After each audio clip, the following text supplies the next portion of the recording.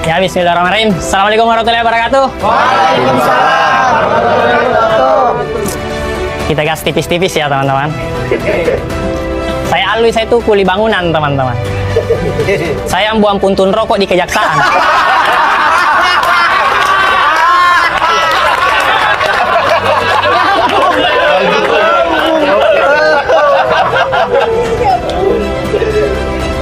Saya itu jadi kuli karena di keluarga saya kuli bangunannya sudah jadi dinasti. Iya, bapak saya mandor, om saya pengawas proyek. Karena keluarga saya banyak kuli, saya tuh sering diajarin begitu. Alwi, pokoknya bapak tidak mau kau jadi kuli. Pokoknya kau harus potong generasi kuli di keluarga kita. Bapak saya bilang begitu, saya di samping masang ubin.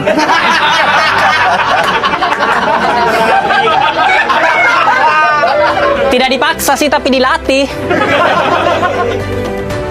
Tenang nak, nanti bapak bukain jalan. Kebetulan pengawas paman kamu kok. Mungkin situasi seperti itu teman-teman pernah terjadi di keluarga politisi. Mungkin ya, mungkin ada bapak-bapak bilang sama anaknya, nah pokoknya bapak tidak mau kau jadi politisi. Kau fokus jual pisang saja.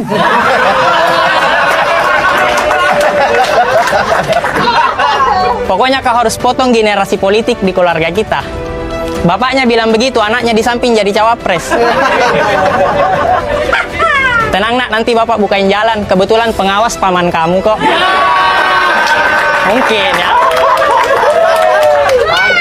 Cawapres Uganda. Bicara masalah kasus, teman-teman, ada banyak banget kasus di sosmed itu saling hujat cuma karena berbeda pandangan politik. Ya maksud saya orang yang merasa dirinya pintar berpolitik, kenapa tidak ambil contoh ke kuli deh? Kuli bangunan kalau kerja, baju partainya beda-beda, tapi akur bikin rumah loh. Iya kan? Iya kan? Iya. Benar. Karena kalau kuli bangunan bekerja berdasarkan visi misi baju partai yang dia pakai, kacau. Iya. Karena Indonesia ini bisa maju, teman-teman, kalau kita ambil analoginya sama kayak kuli bangunan membangun rumah. Rumah ini bisa maju karena kuli-kulinya itu saling bahu-membahu membuat rumah dengan satu arahan dari mandor pemimpin proyek. Cuma yang jadi masalah, rumah yang sekarang yang lagi dibangun, kuli-kulinya saling sikut karena mau jadi mandor. Karena mandor punya uang, punya kuasa. Jadi kuli ini saling sikut berdasarkan visi misi partai yang dia pakai, sehingga banyak menimbulkan kasus-kasus yang berat. Ada kuli bangunan baru 2 tahun jadi kuli, masih muda banget, pengalaman minim, tiba-tiba mau jadi mandor. Iya. Maksud saya kerja dulu kuli.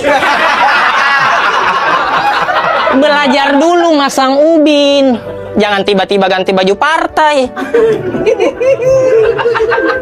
Padahal pengawas proyek sudah bikin peraturan loh. Kuli bangunan baru boleh pulang kerja jam 5. Terserah kamu kemana. Bantuin kuli yang lain, ke CFD bagi-bagi susu, terserah.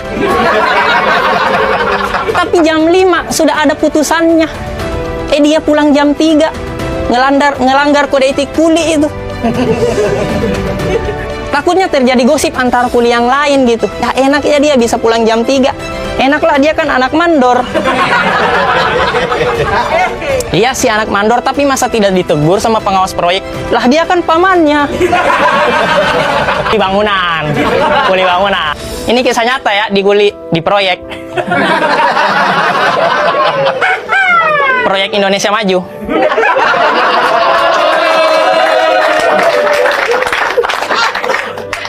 Ada lagi kasus berikutnya, kuli terlalu banyak gimmick. Rambutnya warna putih. Terlalu ngebet mau jadi mandor, tiba-tiba di proyek azan.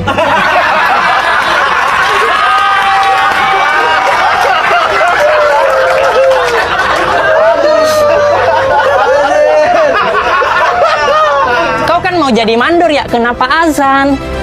Pengen banget dibilang kuli agamis gitu.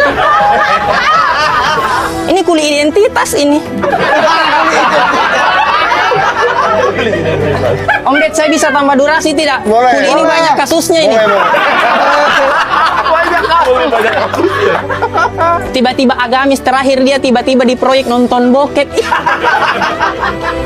Kita kan bingung lihatnya ya. Yang paling parah, paling viral, dia pernah melarang anak muda main bola di lingkungan proyek. Padahal anak muda sudah mau main bola di lingkungan proyek, tapi dilarang, akhirnya batal. Anak muda kan mau main bola ya dikasih bola Pak, jangan dikubur mimpinya. Iya kan? Anak muda kan mau main bola ya karena mau ngangkat piala, bukan mau hidup terjamin karena diangkat karyawan. Iya kan? Ada lagi kuli bangunan. Disuruh sama pemilik rumah ngurusin ruang tamu. Di mana kita tahu ruang tamu adalah ibu kota dari sebuah rumah karena tamu datang di situ.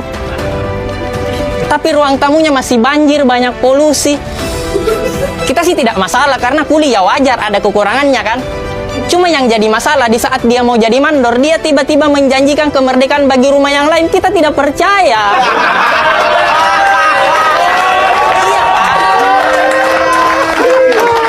Ngurus ruang tamu saja belum beres, masih banyak program yang tidak jalan, tiba-tiba mau renov rumah yang lain. Kita kan ngelihatnya kayak, wah, dua kata lucu nih. Kuli pembual.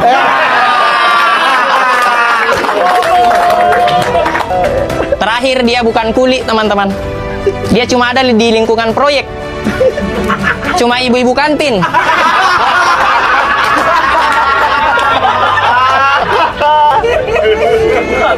Cuma ibu-ibu kantin yang jual keratindeng yang logonya banteng.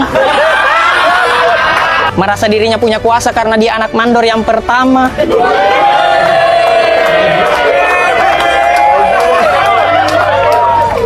Kerjanya cuma ngecengin mandor yang sekarang. Ih, mandor yang sekarang kalau bukan kantin saya kasihan deh.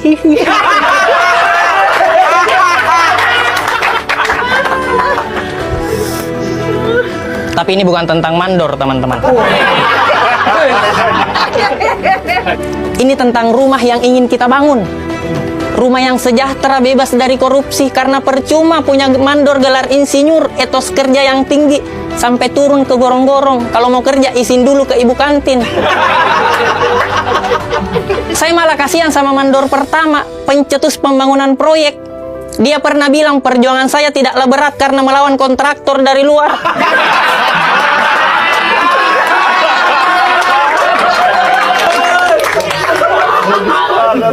Tapi perjuangan kalian lebih sulit karena melawan kuli di proyek sendiri. Secara tidak langsung mandor yang pertama nyindir anaknya sendiri. Sama cucunya juga.